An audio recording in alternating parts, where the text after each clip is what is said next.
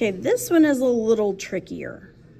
And the reason it's a little trickier, we're still going to do everything the same way, but this square right here is definitely not 1/2. And this square right here is just shy of 1/2.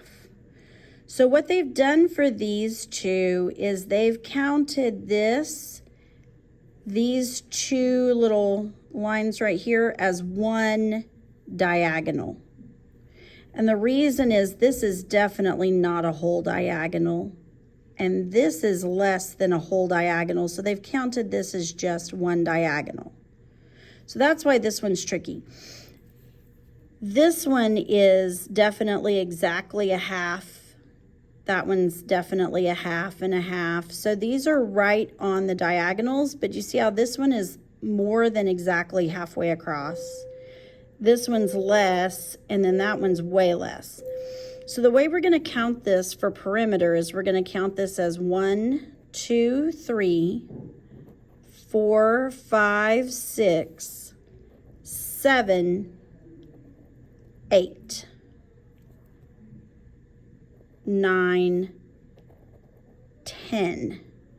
So we're going to count those as 10. So that's 10 times 1.5, and 10 times 1.5 is the same as moving that decimal over one place to the right, so that's 15. So that's 15 for the diagonals plus 1, 2, 3, 4 that are easy and straight across. So that's 4. So this is 19.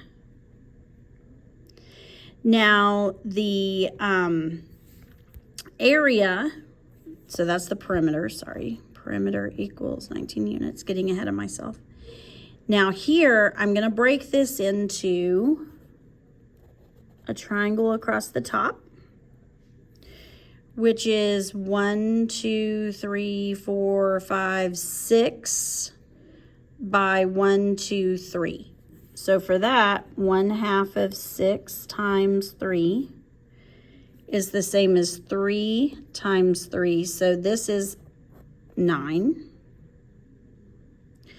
And then I'm going to break this into a triangle. And triangles, little tiny triangles, so that I end up with a rectangle here.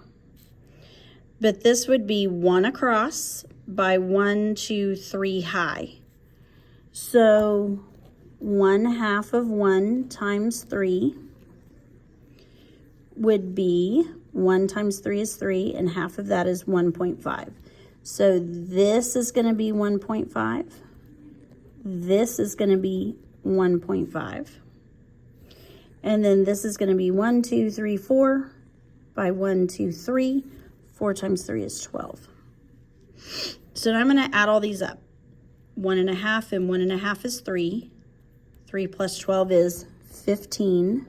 Plus 9 makes this 24 units squared. So that is by far the trickiest one because of these tiny little slivers right here.